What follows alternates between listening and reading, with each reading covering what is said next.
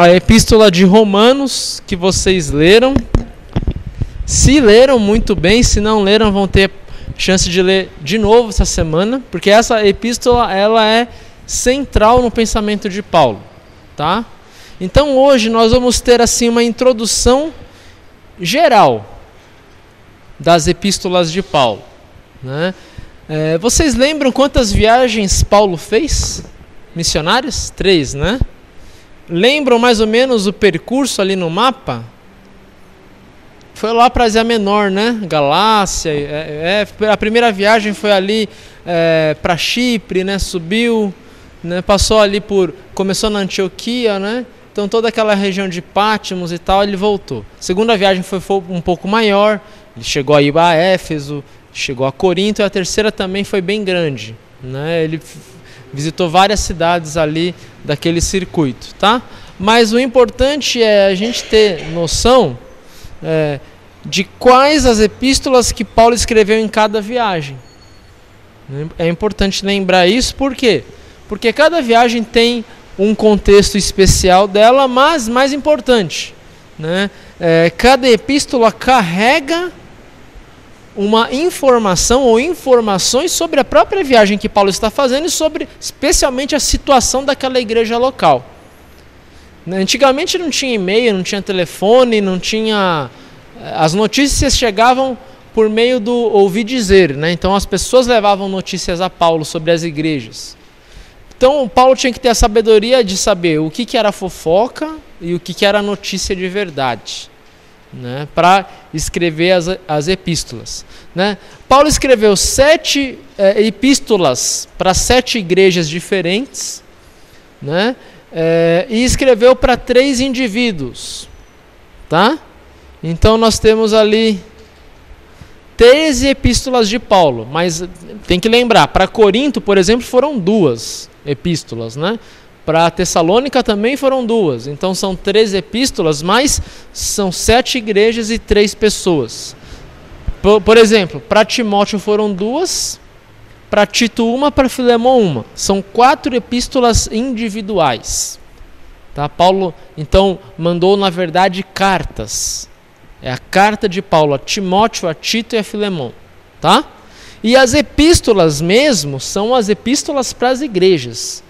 A diferença de epístola e carta é que a epístola é maior e trata de vários assuntos ordenados sistematicamente, né? Uma carta você escreve sem muita organização. Você vai lembrando das coisas e vai escrevendo, né? Isso é uma carta. Uma epístola não é escrita assim. Você não escreve uma epístola, vou sentar, vou escrever uma epístola. Não. Você tem que organizar as ideias, escrever um rascunho, jogar fora, escrever de novo. Uma epístola é algo pensado, né? Alguém aqui já escreveu uma epístola? Alguém aqui escreve carta como se fosse uma epístola? Ou todo mundo aqui escreve carta assim, pega a caneta e vai escrevendo? É assim que a gente escreve carta, né? Não tem uma organização clara, tá? Agora a epístola não. A epístola tem, esse problema eu vou tratar agora, depois eu vou tratar desse, depois esse aqui. É bem organizada. Geralmente uma epístola, ela se divide em 3 partes. Tem a saudação, né? Paulo fala: eu, Paulo, apóstolo de Cristo, envio saudações aos irmãos da cidade de Corinto. E aí já tem uma oração junto. Graça dou a Deus pela fé de vocês, ou peço que Deus ilumine vocês. Nessa parte aqui você já sabe o tom da epístola, tá? Porque se Paulo disser assim: graça dou a Deus, nosso Pai, pela fé que vocês têm, blá blá blá, é porque uma epístola assim não tem tantos problemas graves a tratar. Agora, se for algo do tipo, eu, Paulo, apóstolo de Cristo, saúdo vocês, e já começa a tratar dos problemas, é que aquela epístola é uma epístola de um tom mais duro, tá? Paulo escreve assim para algumas cidades, tá bom? Então, ao ler as epístolas, você tem que notar assim, qual é a diferença. Por exemplo, abram lá em Romanos, alguém abra em Romanos, outra pessoa abra em Gálatas e outra pessoa abra em Efésios. Vamos ver as diferenças da saudação.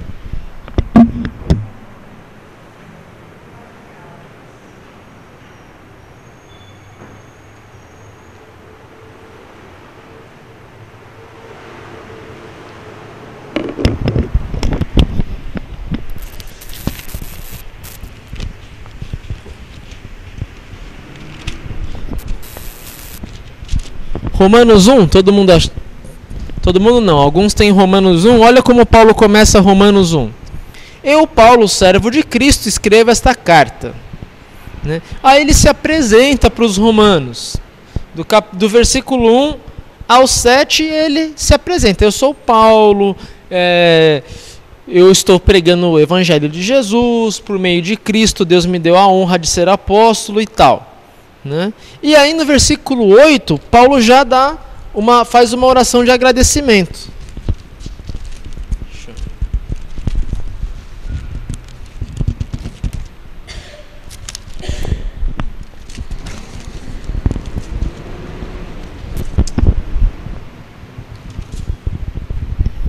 No versículo 8, Paulo diz assim: em primeiro lugar, por meio de Cristo, dou graças ao meu Deus por todos vocês, pois no mundo inteiro se ouve falar a respeito da fé que vocês têm. Então, é um tom mais ameno para os romanos. Tá? Os romanos é uma epístola que não vai tratar de tantos problemas daquela congregação. Agora vamos ver Gálatas.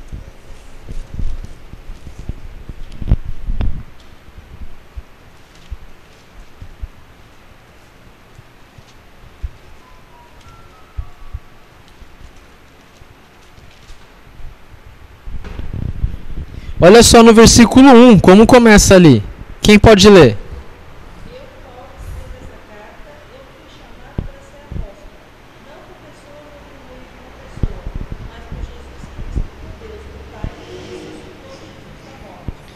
Então Paulo já começa duro. Ó. Eu, Paulo, escrevo esta carta, eu que fui chamado para ser apóstolo, não por pessoas ou por uma pessoa, mas por meio de Jesus. Então Paulo já se apresenta ali, né? É como se o presidente da República tivesse que dizer: eu, Dilma, presidente do Brasil, que estou falando. Não é a Dilma torcedora de futebol, não é a Dilma dona de casa, é a Dilma presidente.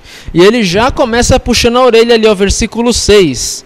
Paulo diz: eu estou muito admirado com vocês, pois estão abandonando tão depressa aquele que os chamou por meio da graça de Cristo e estão aceitando outro evangelho. Então, aos Gálatas, Paulo escreve uma epístola mais forte. Aos Efésios também é uma epístola bem assim de boa, né, dizem os jovens. Efésios 1, bem mais tranquila.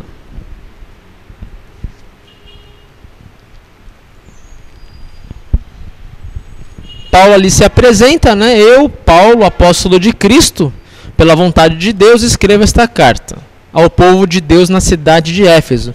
E no versículo 3, agradeçamos ao Deus e Pai do nosso Senhor Jesus Cristo, pois Ele nos tem abençoado por estarmos unidos com Cristo. Né? Então Paulo começa também num tom médio, né? Digamos assim. Se Romanos é um tom mais amigável e Gálatas é um tom mais duro, Efésios é um tom neutro. Tá? Então, pela saudação, no capítulo 1 você já sabe o tom da epístola, ou alguns dizem o humor da epístola, o humor do apóstolo. Eu sempre uso o exemplo, às vezes, do empregado dos filhos. Né? Às vezes a gente vê um patrão tratar diferente funcionários, ou o pai e mãe tratar diferente os filhos. Parece que tem dois pesos, mas não é isso. Na verdade um funcionário precisa de um bom dia mais ríspido, né? E o outro nem tanto. Então tem funcionário às vezes que o patrão tem que chegar: oh, bom dia aí, o relatório é daqui 1 hora, você tem 1 hora para fazer. Tem que ser mais duro, porque pro cara render, né? Pro cara fazer o que ele tem que fazer. E pro outro, o patrão dizia: e aí, bom dia, toma um café antes, lá tem uma bolachinha ali. Por que é assim? Porque de repente os próprios funcionários são diferentes na execução das tarefas. Por isso a diferença de tratamento. Pai e mãe também. Tem filho que filho, acorda, tem aula. Aí filho acorda, bom dia, o café está servido, né? Tem filho que bom, acorda filho, acorda filho, acorda. Acorda, filho. O café está na mesa. Depois você tira tudo. É outro tom, né? Então, para cada situação, é um humor diferente. Todos nós somos assim. A gente não consegue tratar todo mundo igual. Por quê? Nem todo mundo é igual ou age igual com a gente. Por isso, o tratamento é diferente de pessoa para pessoa. Esse tratamento cordial, tá? Quanto mais um povo é sincero, mais é nítido isso. A gente, no Brasil, a gente é muito educado, assim, a gente não é tão na cara, né? Mas você vai em alguns países que é assim, é na lata que se fala, né? E ninguém fica bravo, todo mundo aceita, né? Porque é assim mesmo, né? O humor é na lata. Então, às vezes oi, bom dia. Oi, bom dia, tudo bom? É diferente. Todo mundo sabe o porquê que está recebendo aquele bom dia atravessado, né? Então, Paulo também faz assim nas epístolas, tá? Depois que Paulo faz a saudação, tem o corpo da epístola, que Paulo coloca ali os ensinamentos, né? Então, no corpo a gente vai olhar principalmente a questão da lei, né? E do evangelho, tá? Então, Paulo coloca lei e evangelho, o que está errado, o que está ruim, mas sempre buscando indicar salvação em Jesus. O objetivo de Paulo é sempre pregar o evangelho, mesmo que tenha que ser duro para isso. Nem sempre a gente às vezes confunde, né? A pregação do evangelho com uma pregação doce, açucarada, gostosa de ouvir, que anima, né? Às vezes, para pregar o evangelho, você tem que pregar a lei forte. E aí a pregação do evangelho vai ser mais ou menos igual tirar aquele espinho que está na carne. Dói, só que quando você tira, alivia, que é uma beleza, tá? Algumas cartas, como Gálatas, é igual um parto. Muita dor no começo, por causa do pecado que morava lá, por causa das pessoas que desviavam os cristãos da fé, né? E o evangelho, como alívio da dor. É igual você estourar uma bolha de queimadura para depois passar algo que alivia. Tem vezes que a pregação do evangelho não, vai ser de fato aquela coisa doce, igual uma massagem, né? Por quê? De repente não é necessária tanta lei, né? O povo está precisando de evangelho.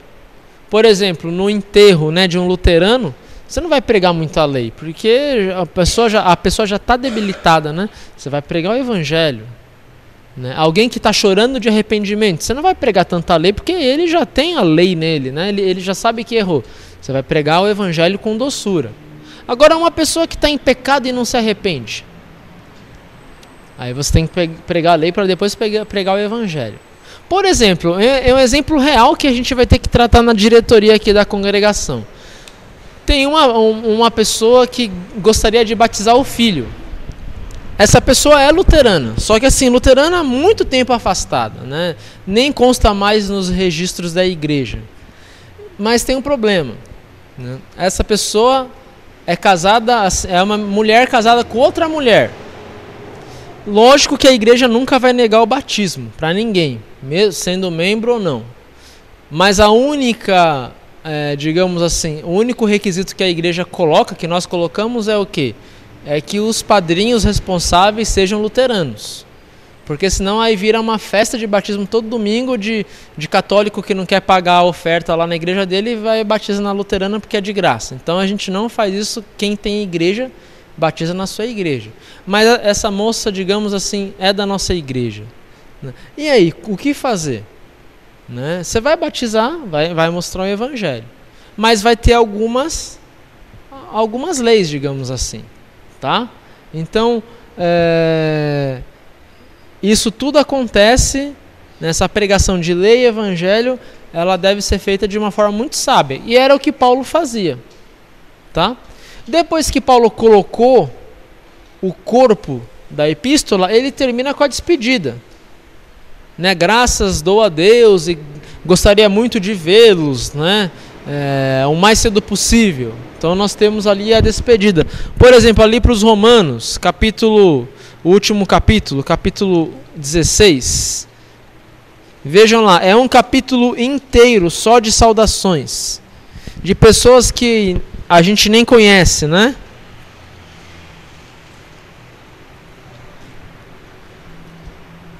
Olha ali o versículo 1, o que está escrito lá?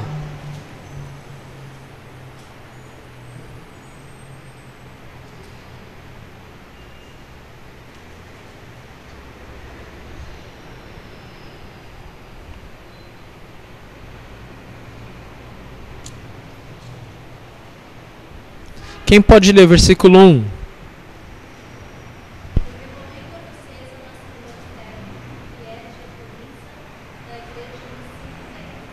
Então, nas saudações, Paulo faz isso sempre. Recomenda algumas pessoas, manda saudações de outras, né? Então ele diz, olha, recebam Febe na sua igreja, porque ela é uma diaconisa consagrada. Timóteo manda saudações a vocês. Eu mando saudações a essa e essa pessoa. Tá? Então Paulo manda saudações a Priscila e o marido dela, Áquila, porque eles tinham uma igreja na casa deles. É igual a pedreira aqui, né? Tinha um ponto de missão na casa deles. E eles mesmos, né, que eram os responsáveis por aquela igreja que se reunia em sua casa. Aí Paulo manda saudações a Herodião, que era um judeu, morava em Roma, na família de Narciso. Pelos nomes todos, você vê que a congregação de Roma era constituída de romanos, gregos e alguns judeus. Então essa parte do último capítulo é importante para você ter uma noção de quem era que congregava lá em Éfeso, que congregava na Tessalônica, pelos nomes das pessoas, né? O nome judeu era um judeu, o nome grego era um grego, o nome romano, romano. Tá? E a congregação de Roma tem muitos com nomes romanos. Por exemplo, no versículo 9, o tal de Urbano. É um nome romano, mas tem um nome grego aqui, ó, né? Tem vários nomes gregos ali. Hermes no versículo 14, né? Filólogo no versículo 15, e assim, Júlia é um nome romano no versículo 15, então assim vai, né? Lógico que era possível que um romano desse um nome grego para o seu filho, era normal. Ou um grego desse um nome romano, um pouco mais difícil, mas também era possível. Só que um judeu dar um nome grego seria complicado, não acontecia com frequência não. E muito menos um romano dar um nome judeu, né? Aqui no Brasil a gente não vê tanto essa diferença racial.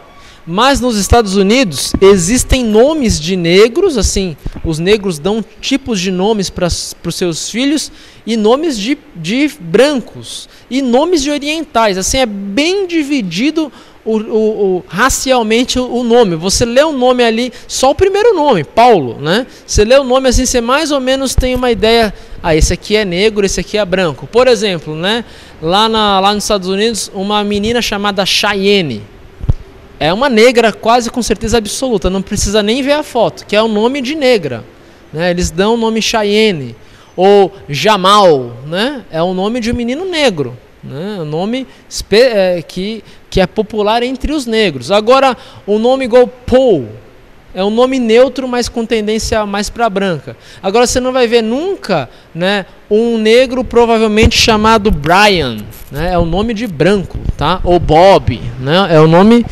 branco. Ou uma menina negra chamada Britney, até tem, mas também é um nome de menina branca, tá? Então é bem dividido.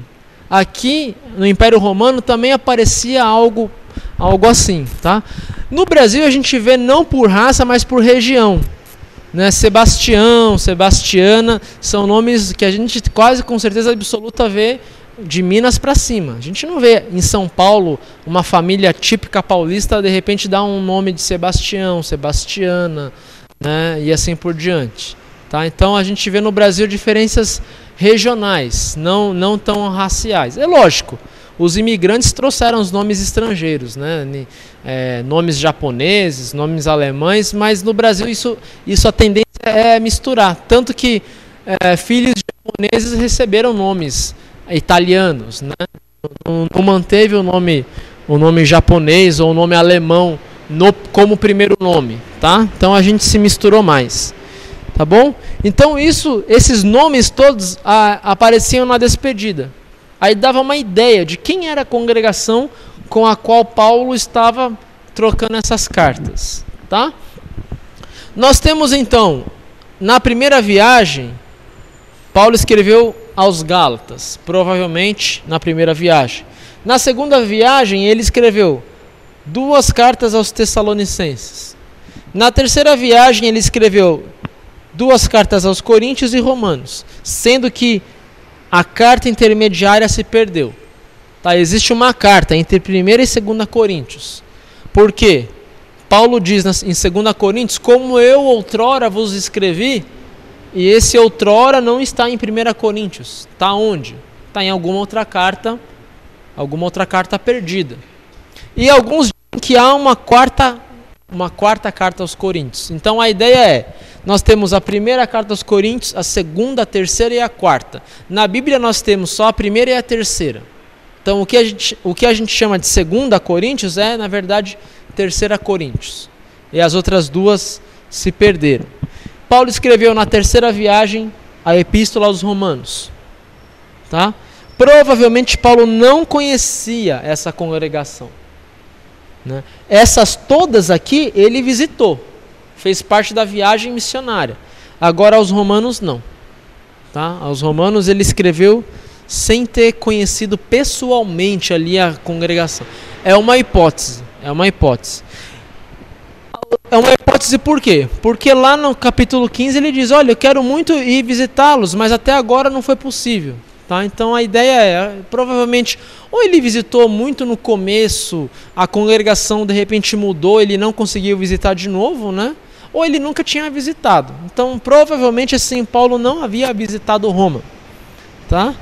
Depois ele escreve na prisão, né? Depois das viagens missionárias ele é preso. Ele escreve na prisão aos Efésios, aos Filipenses e aos Colossenses, e a Filemon. Como que a gente sabe que Paulo escreveu a Filemon na prisão, por exemplo? Como que a gente sabe que foi na prisão essas cartas? Especialmente Filemon. Que lá em Filemon Paulo fala, eu estou preso, Onésimo, agora ele está livre, ele está indo aí para você levar a minha carta, para você recebê-lo novamente como irmão. Então Paulo conheceu Onésimo na prisão, o escravo de Filemon, né, o escravo que havia fugido, e aí Paulo escreve uma carta a Filemon para receber esse escravo fugitivo.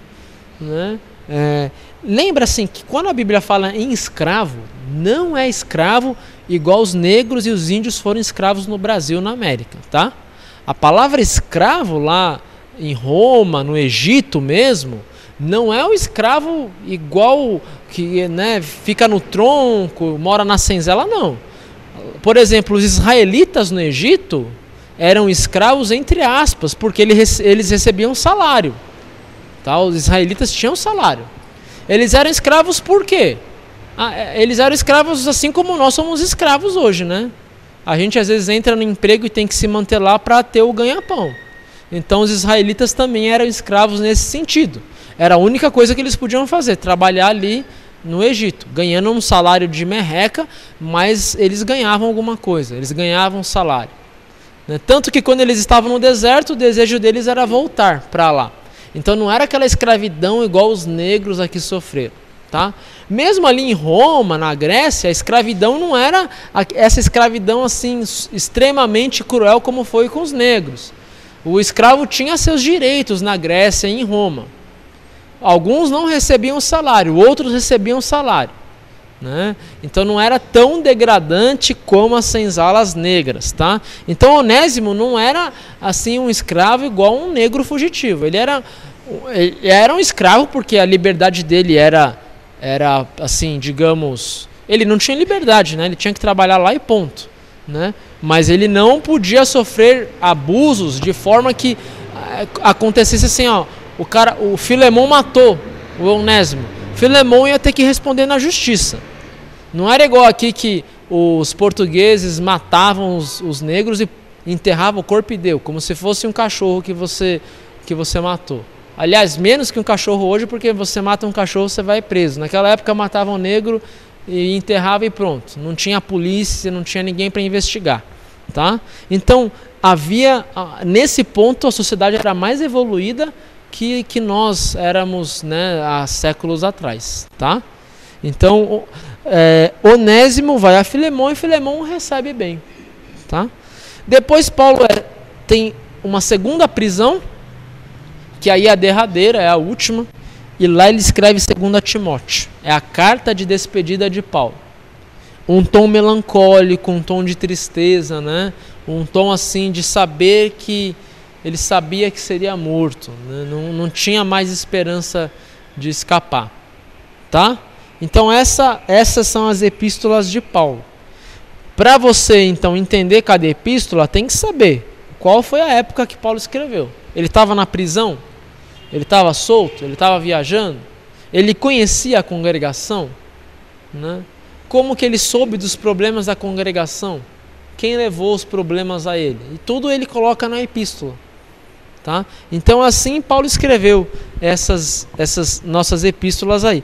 Alguém tem alguma dúvida até aqui? Não? Então a gente vai entrar agora na epístola de Romanos.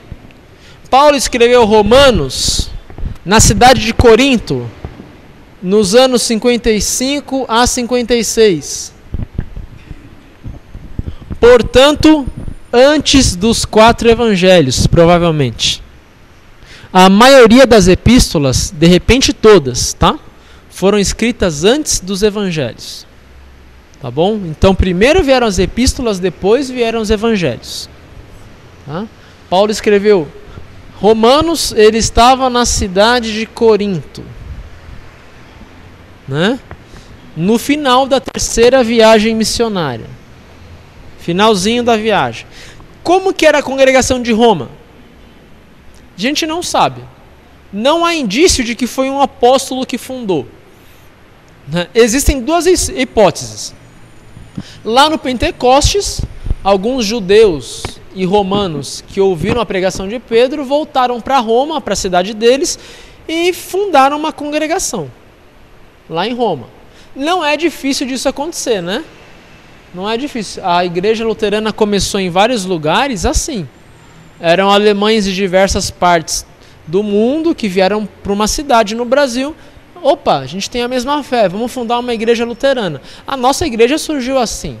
A nossa igreja não foi um missionário que veio e começou a pregar e converteu. Nossa igreja surgiu por quê?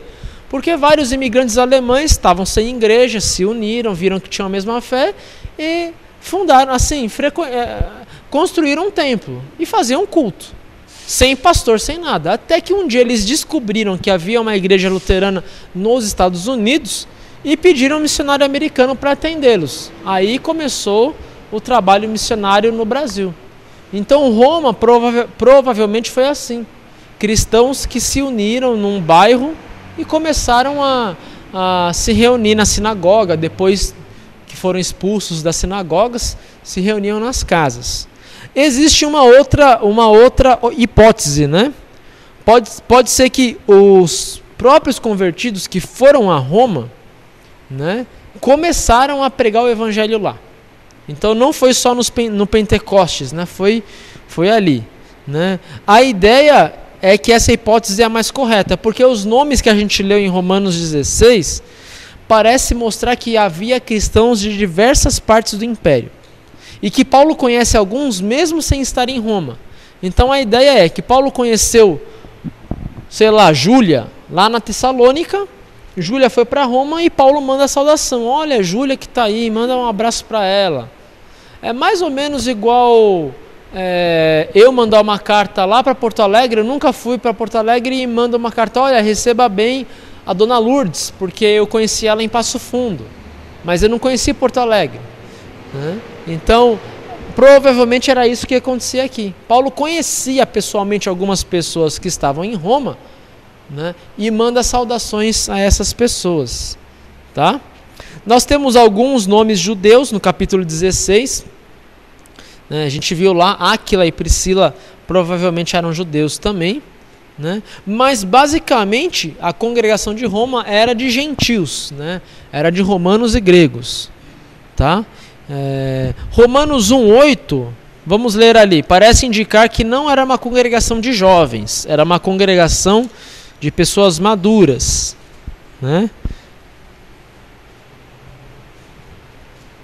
aqui acho que é um preconceito de quem fez a apostila, mas de repente tem razão, né? Romanos 1:8, quem pode ler?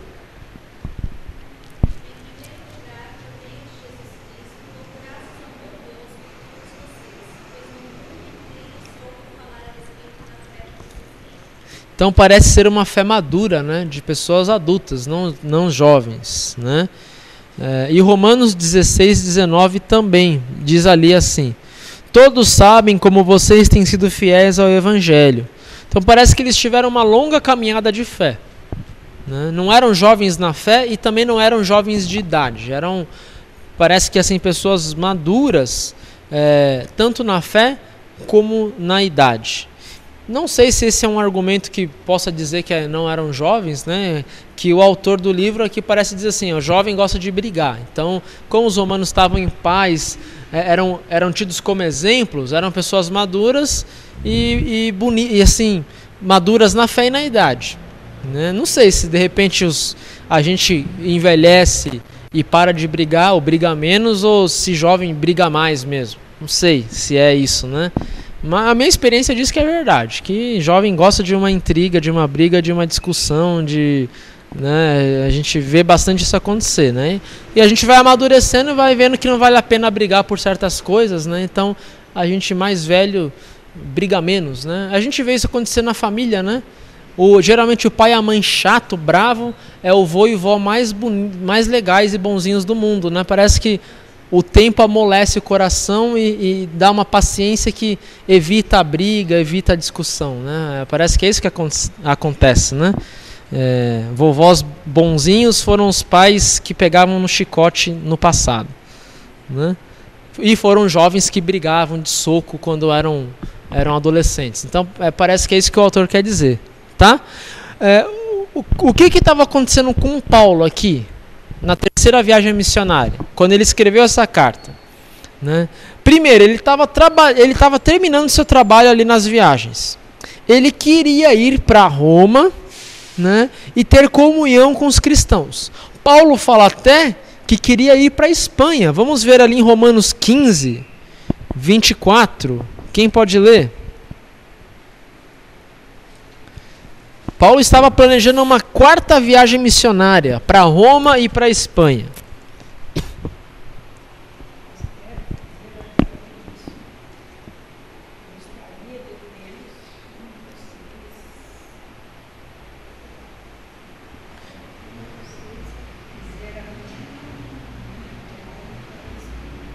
Então Paulo está pedindo ali, quero ver vocês antes de ir para a Espanha. Se Paulo foi para a Espanha ou não, nós não sabemos. Tradições da igreja dizem que ele esteve na Espanha, pregando o evangelho, né? Mas é pouco provável, tá? Por que Espanha? Porque na cabeça das pessoas da época, a Espanha era o quê? Era o fim do mundo. O que existia depois da Espanha para o pessoal dessa época? Só um mar sem fim, né? O que existia depois da China? Só lugares misteriosos. O que existia depois da Alemanha? Da Suíça até? Só gelo. Gelo, né? Monstros do gelo, homens gigantes de gelo. O que existia debaixo do Egito e da Líbia, ali na África? No deserto. Então, o mundo da época, eles pensavam assim. Por isso que a gente fala tanto em terra, fogo, vento, né? Quarto elementos, né? Porque se você pensar bem, na cabeça do romano da época, do grego, do judeu que vivia na Europa, ele pensava assim no norte, pensava em gelo, né? Sibéria, Suécia ali, nem passava na cabeça deles. Para eles, os suecos, os vikings eram povos misteriosos do gelo, eram feitos de gelo, tá? Então gelo lá para o norte, né? Você pensava assim no oeste, na Espanha, pensava só naquela imensidão de água, era o oceano. Pensava na África e para baixo, eles pensavam no fogo. Eles tinham a ideia de que no final da África havia um caldeirão de fogo ali, esquentando tudo. E eles pensavam assim no Oriente, né? Na Pérsia, na Índia, chegava até a Índia, assim eles conseguiam imaginar. Quando já falava em China e Japão, eram assim terras misteriosas, terras fantasmagóricas, né, de dragões, de coisas assim. Era essa a cabeça que havia na época. Não existia o continente americano, tá? Então, a Espanha era o final do mundo. Portugal era o final do mundo para eles, tá? Então, Paulo queria ir ao final do mundo, cumprir aquilo que Jesus falou. Vão até os confins da terra, tá? O que mais nós podemos dizer da situação da epístola? Paulo escreveu a epístola em Corinto nos 3 meses que ele esteve lá, antes de voltar para Jerusalém, tá? Antes do final da terceira viagem missionária. Em Romanos 16, Paulo envia saudações de um tal de Erasto, né? Ele fala, olha Romanos, saudações de Erasto, tesoureiro da cidade. Parece ser o Erasto que era tesoureiro de Corinto, tá? Existe uma inscrição em Corinto, né, que menciona esse Erasto como oficial da cidade. Né? Paulo também menciona a Febe, que nós lemos ali no capítulo 16, né, a diaconisa. Ela era a diaconisa de Cencreia. O que é Cencreia? Era o porto de Corinto. Tá? Aonde era Corinto? Aí eu vou ter que fazer a arte dos mapas, né? Aqui é a Itália, mais ou menos, né? Aí aqui vem... Aí nós temos mais ou menos... Deixa eu ver aqui. Isso aqui seria a Grécia, né? Corinto fica aqui, ó. No meio da... Atenas fica aqui, Esparta aqui, Corinto no meio. Então tem um porto que dá abertura para esse mar e para cá. Tá? Então era um porto muito importante. Ele tinha 2 portos em Corinto, né? Um para um lado, outro para o outro. Cencreia era o porto principal. E essa Febe que Paulo menciona lá para os romanos, dizendo, olha, recebam bem Febe, ela é uma diaconisa de Cencreia, ela era diaconisa então desse porto principal, na cidade de Corinto. Tá? Que mais que nós podemos dizer aqui? Aí eu tenho uma pergunta, por que Paulo escreveu com tanta profundidade uma carta para pessoas que ele nem conhecia direito? Uma carta preparatória para os romanos? Qual será que foi assim a ideia de Paulo? Quem consegue imaginar? Paulo não escreve isso, mas Paulo era um estrategista nesse ponto. Paulo queria fazer de Roma o quê? Sua principal cidade. Queria que Roma fosse o centro do cristianismo ocidental. O centro do cristianismo oriental era qual cidade? Jerusalém, né? Para o trabalho entre os judeus, mas Paulo tinha como ponto de partida Antioquia, né? Antioquia era o local de onde ele saía para as viagens, né? Para as primeiras 2, né?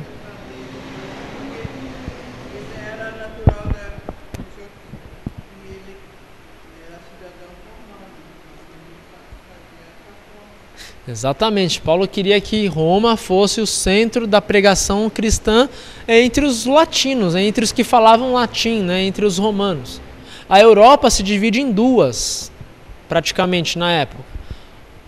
Os que falam latim e os que falam grego, como língua materna. Todo mundo falava latim e grego lá.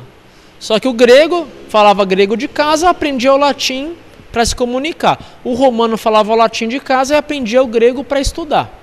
Todo mundo se entendia. Mas Paulo queria que lá em Roma existisse uma igreja que pregasse o evangelho para os romanos mesmo. E que Antioquia, onde era a sede dele, fosse aqueles que pregavam o evangelho para o pessoal da cultura grega, que era diferente, né? E tinha Jerusalém, com Pedro e os demais apóstolos pregando para os judeus. E nós temos também uma cidade que a gente não vê aqui, mas a cidade de Alexandria, no Egito, que mais tarde é a cidade que prega o evangelho para os asiáticos, né? Para o Egito e para os asiáticos em geral. Então nós vemos aqui surgir já na época apostólica, né? Os patriarcados, né? Isso no século IV, tá? Então é bem mais tarde, não é agora com Paulo. Mas assim, lá na frente, né? Lá nos anos 300, 400, né? Anos 200 ali, já no terceiro século, então, 5 cidades começam a despontar como centro do cristianismo. Roma, naturalmente, né? Jerusalém, Antioquia, Alexandria e Constantinopla, que foi uma cidade que Constantino fundou. Então eram 5 cidades, digamos assim, principais, né? Antioquia e Alexandria brigavam entre si pelo saber da teologia, né? Então todas aquelas brigas que a gente estudou no passado, a gente vê, né, entre essas 2 cidades, né? Abrindo um parênteses, não tem nada a ver com o assunto, mas lembra que a gente falou ali de Maria, a mãe de Deus? Esse foi o centro principal, digamos assim, da briga entre Antioquia e Alexandria. Que uma cidade, assim, uma teologia dizia, não, Maria não é mãe de Deus, Maria é só mãe de Cristo. E a outra dizia, não, mas se Maria é a mãe de Cristo e Cristo é Deus, então a gente tem que dizer que Maria é a mãe de Deus, que Jesus é Deus. Então houve essa disputa ali entre Alexandria e Antioquia. O que a gente crê hoje é fruto dessa disputa, né? Foi uma mescla das duas, tá? O que a gente crê hoje, tá bom? Então Paulo queria fazer de Roma esse centro importante do cristianismo, tá? Tanto que ele fala, vocês vão me ajudar lá na Espanha, vocês vão me ajudar com dinheiro, com pessoas, com orações. Era essa a ideia. Qual é o propósito da carta? Né? Em primeiro lugar, Paulo quer fortificar os romanos contra aqueles que diziam que a salvação era por obras, os chamados judaizantes, os que queriam tornar o cristianismo um judaísmo messiânico, né? Um judaísmo que aceitava Jesus como Messias. Paulo fala, não, cristianismo, né? Crer em Jesus é mais do que seguir os rituais judeus, é crer em Jesus, sem as obras da lei.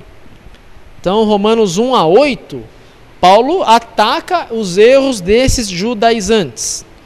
Nos capítulos 9-11, Paulo explica por que Israel não creu, né? A descrença do próprio povo dele.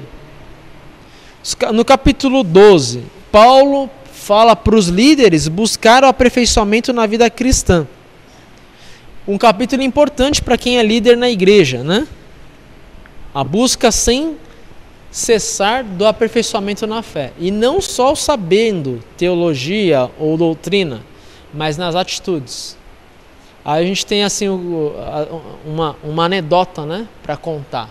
Se você pegar assim o perfil de cada crente de denominações, a gente vai ter alguns perfis. Por exemplo, o católico, de repente, a gente pode dizer que tem um joelho muito grande. Por quê?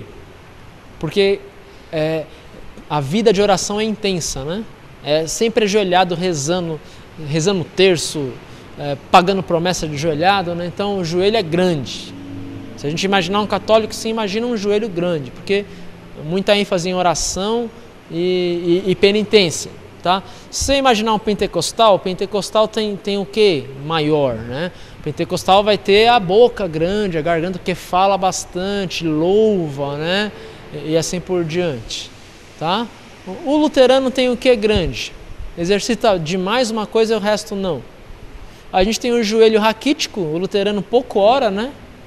Tanto que a gente fala assim, para alguém orar em público tem vergonha, porque provavelmente ora pouco em casa também, ao contrário do católico que ora ali todo dia. O pentecostal ora bastante, o joelho nosso é raquítico, né? A gente tem a boca raquítica também, porque a gente mal testemunha a nossa fé, mal canta, né? No culto, às vezes a gente tá com aquela preguicinha, canta pouco, né? E tal, se a gente não gosta da música aí que não canta mesmo, né? Mas a gente tem a cabeça grande. A gente gosta de estudar teologia, né? Nós somos líderes na teologia. De todas as igrejas, os teólogos luteranos são os que lideram. É só pegar esse bebê e ver quantos luteranos tem lá liderando, porque a nossa teologia a gente estuda mesmo. Só que isso desequilibra, né? Um animal com uma cabeça muito grande não consegue andar direito nem falar, porque não se equilibra. Então a gente não pode só estudar e ler. A gente tem que praticar, tem que orar. Tem que ser igual Lutero. Nessa hora Lutero é exemplo, porque Lutero estudava, orava quantas horas por dia? Quanto tempo Lutero passava orando e lendo a Bíblia e fazendo sua devoção? Quantas horas? Não era preparando sermão, não. Era a devoção dele. Lutero passava 4 horas fazendo a sua devoção diária. Orando, lendo o salmo, meditando, falando com Deus. Não que ele ficasse ali sentado, ele às vezes ia andar, orava andando, orava caminhando, colhendo fruta, mas estava orando, tá? Lutero orava 4 horas, tanto que Lutero fala que a oração, o estudo, né, a meditação e a tentação é que fazem o cristão, é que fazem quem é teólogo. Todo cristão é um teólogo.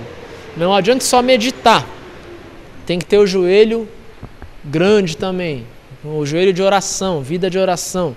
Tem que ter a cabeça grande porque estuda e lê a Bíblia bastante, né? Mas tem que ter os pés e as mãos fortes porque age no mundo em favor das pessoas. O nosso mal às vezes é centrar demais no que a gente estuda na igreja e muito pouco no que a gente faz lá fora. Então o capítulo 12 de Romanos é essa ideia. Buscar aperfeiçoamento não é diploma, não é só estudo bíblico, não é só ler a Bíblia. É atitude, é oração, é confiar na graça de Deus. Às vezes Deus usa alguém com menos sabedoria ou menos conhecimento para fazer uma obra do que aquele que tem grande conhecimento. E isso a gente vê hoje acontecer no Brasil, né? Nós estamos há 100 anos no Brasil e somos só 200 mil membros. A igreja presbiteriana também está mais ou menos 100 anos, beira 100 mil membros. Outras igrejas protestantes históricas não passam de 200 mil. Até fiquei assustado de saber que os luteranos são a 3ª maior igreja evangélica do Brasil, né? Unindo nós e a confissão luterana, a gente é a 3ª maior. Né? Então a gente está muito mal, né? Nós, luteranos, presbiterianos, a gente pega um pentecostal, só uma denominação, tem a soma de todas as outras igrejas históricas protestantes do Brasil. Soma então presbiteriano, luterano, anglicano, batista tradicional e todas elas somadas perdem para a Assembleia de Deus, né? Para uma Assembleia de Deus só. Então, às vezes a gente tem tanto conhecimento, mas não passa, né? E é o pentecostal que mal estuda, o pastor nem tem diploma, às vezes o pastor não tem nem a 4ª série, né? Mas ele está lá pregando, os membros estão lá trabalhando, os membros estão fazendo mal e porcamente às vezes, mas estão lá fazendo. Estão lá pregando o evangelho. A gente às vezes é muito assim, quer fazer tudo perfeito e acaba não fazendo quase nada, né? E não precisa de perfeição para pregar o evangelho, né? Deus quer que a gente pregue. Aliás, isso é uma crítica que a gente deve fazer a nós mesmos, né? A gente só se contenta com as coisas na igreja quando está perto da perfeição. Se não está, a gente critica assim todo mundo que participou. E não é isso que acontecia na época de Jesus, né? O pessoal não tinha um templo maravilhoso para se reunir, reunia na casa. O pessoal não tinha um pastor na congregação, era o diácono que fazia o sermão. E não era nem que o pastor Paulo deu para o diácono escrevia, o diácono pregava. Né? E nem por isso a igreja deixava de às vezes estar cheia, né? Ninguém dizia, não vou hoje no culto porque não é o pastor Paulo. É o líder lá, é culto de leitura, não vou. E ia lá, por quê? Porque quem pensa assim está menosprezando a palavra. Eu não vou no culto porque não é o pastor, é um leitor. Então você está menosprezando a palavra. Não está menosprezando quem está lá, o diácono que está pregando. Está menosprezando o que é pregado. Mas é que eu não gosto e tal. Não, você não gosta da palavra, então. Né? Não tem essa. Não. A palavra é pregada seja por um bom pregador, né? Seja por um pregador ruim, um pregador que não tem aquela desenvoltura. Mas a palavra é pregada. Tá? No capítulo 14 a 15, Paulo alerta, no capítulo 13, né, Paulo fala ali da prática do amor, né? Fala do juízo final que está próximo. No capítulo 14 a 15, Paulo fala da tolerância com os fracos. Isso aqui é uma coisa que a gente tem que lembrar, ser fraco com o fraco, abrir mão da razão quando é necessária. Tá? Em nome da fraqueza da pessoa. Né? Um exemplo disso. quem é mais velho na igreja, às vezes vai ter que aceitar alguém diferente, que é novo na fé, né? Vai ter que aceitar, sim, batizar uma criança que é filha de mães lésbicas ou pais homossexuais. Vai ter que aceitar isso mesmo. Não vai ter outro jeito, né? Vai ter que ser fraco com o fraco para salvar essa criança, e para levar o evangelho até a esse monte de casais que cada dia mais vai ter, que vai pedir o batismo, né? E a gente vai ter um grande impasse a resolver. E assim, eu não queria ter na minha conta, no juízo final, uma criança que a gente negou o batismo por um problema do pai e da mãe, né? Então a gente tem que sempre pensar de ser fraco com o fraco. No caso desse exemplo que eu dei, a criança é o fraco. A criança é a necessitada, né? No capítulo 15, Paulo fala dos seus planos de visitar Roma e ir para a Espanha. E no capítulo 16, Paulo envia Febe para a igreja de Roma. Olha só, esse Paulo é revolucionário. Febe era uma mulher e ela exerceria autoridade em Roma. Como entender isso? Como entender que o mesmo apóstolo que envia uma mulher para ser uma das líderes de Roma é aquele que escreve aos Coríntios assim, que a mulher não fale nada no culto na igreja e pergunte, se tem alguma coisa para perguntar, pergunte ao seu marido em casa. Que a mulher use véu na igreja, hein? Como que Paulo, para os coríntios, prega isso para aquelas mulheres, e para Roma ele manda uma mulher, e uma mulher de Corinto, para Roma, para ser diácona? Como explicar isso?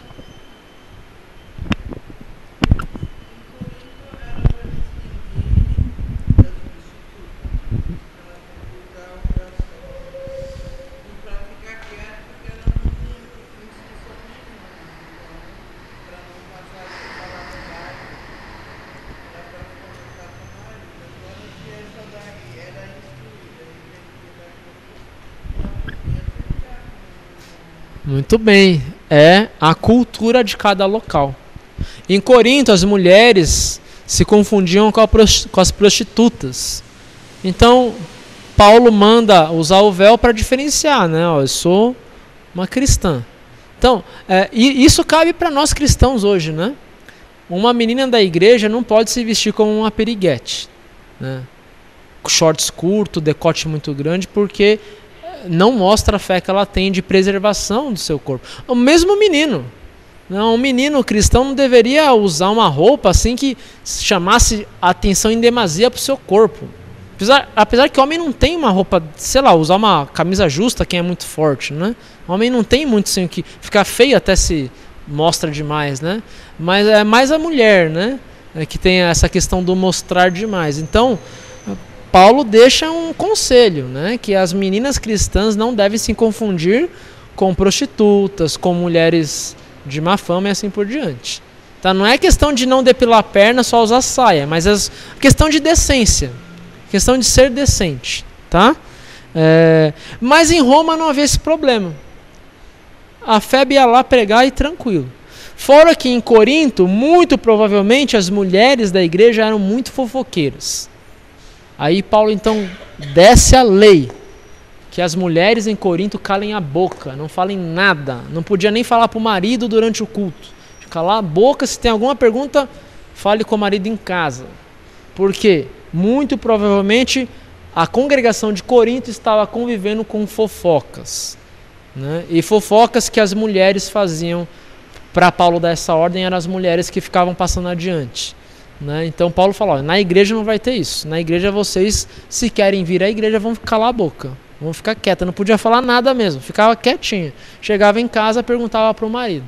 Então não quer dizer que Paulo era machista, porque alguns vão dizer, a Bíblia é machista, olha lá, manda a mulher calar a boca, usar véu, mulher não pode ser pastora, né? Mas não é bem assim não. Paulo não era machista, era uma situação da cidade de Corinto. Tá? Em Roma, ele mandou uma mulher. Né? Não havia esse problema em Roma. Tá? Por que essa diferença? A gente não sabe. Será que a mulher romana era mais virtuosa? A mulher de Corinto nem tanto? Alguns machistas, né, isso é machismo, tá? Isso não está certo. Alguns vão dizer, porque as mulheres de Roma tinham que fazer, trabalhavam fora. As mulheres de Corinto, os maridos eram ricos, ficavam em casa. Mas acho que não. Acho que as mulheres de Roma também tinham maridos ricos e muitos ficavam em casa. Provavelmente é o que a dona Irene falou. Ou o nível de instrução das mulheres, mas mulher instruída também fofoca, então não é um parâmetro muito correto. Ou a questão cultural. De repente em Roma, uma cidade grande, maior, havia menos chance de fofocar. A gente vê isso acontecer aqui no Brasil, né? Aqui em São Paulo, fofoca tem, mas não faz tanto mal como em congregações do interior do Rio Grande do Sul. Porque a fofoca corre muito rápido no interior. Então, a menina engravidou, daqui 2 dias todo mundo está sabendo. Engravidou solteira, né? Todo mundo está sabendo, porque vai correndo rapidamente. O pessoal se encontra, né? O pessoal da igreja se encontra direto. É no mercado que encontra uma pessoa da igreja, no shopping. Então, a cidade pequena, você encontra mais as pessoas. Vai almoçar no restaurante da cidade, todo mundo que trabalha lá no centro almoça no mesmo lugar. Então, a fofoca corre. Aqui em São Paulo, não. Para fofocar, você tem que pegar o telefone, né? Já é um trabalho a mais. E pegar o telefone e ligar, ô fulano, tá sabendo que a filha da ciclana tá grávida? Mas tem que a gente fica sabendo, mas é bem menos do que em cidade pequena, porque a gente não se cruza tanto, né, pelos caminhos da cidade, tá? Era isso aí. Alguém tem alguma pergunta? Para a semana que vem não tem nenhuma outra leitura a não ser uma. Vocês vão reler a Epístola aos Romanos agora com essa visão aqui. E tentem notar a diferença de ter lido por ler, como vocês leram essa semana, e agora lendo, sabendo de toda a situação da epístola, de como ela foi escrita. Para terminar, né? Vocês vão notar que em Romanos, Paulo usa muito o Antigo Testamento. Notem isso então, tá? Vocês vão notar que Paulo, ao discutir doutrina, faz como se fosse um debate. Parece que tem alguém na frente de Paulo e Paulo está falando. Parece que a doutrina a epístola de Romanos é uma epístola conversada, parece. Parece que você pegou a conversa de Paulo, né? E o espírito de Romanos, como a gente viu, é um espírito pacífico. Paulo está bem tranquilinho, tá? Não é igual o de Gálatas, que Paulo tá bravo, né? O ponto alto da epístola é o termo justiça. Gravem esse termo, justiça, justificação, justo. Então, aonde aparecer essa palavra, você grifa em Romanos.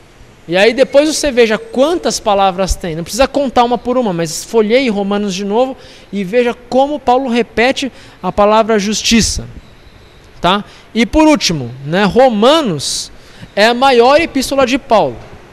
É 25% de todos os escritos de Paulo, né?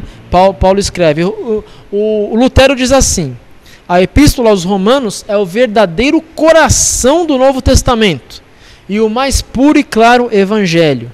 Cada cristão deveria memorizá-la palavra por palavra, né? Pois ela é o pão diário para a alma, tá? Então Lutero adorava Romanos. Alguém tem alguma pergunta? Não? Ninguém? Romanos eu achei que ia suscitar várias perguntas. Nada, nenhuma pergunta? Oi?